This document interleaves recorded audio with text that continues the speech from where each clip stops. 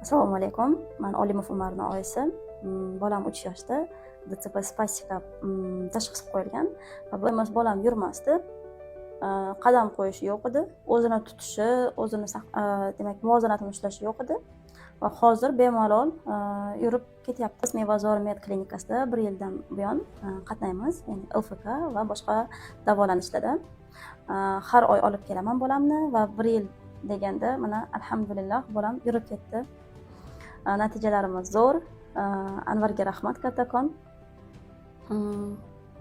Bolam natijasini ko'rib, avvalambor Mevazor med klinikasining xodimlariga kattakon rahmat, hammalari xushmuomala va Anvarga kattakon rahmat. Meni bolamni shunaqa natijalarga olib chiqqani uchun. Kimni bolasi shunaqa tashxis bo'lsa, yura olmayotgan bo'lsa, emaklay olmayotgan bo'lsa, bemalol kelib Mevazor medda davolanishlari mumkin.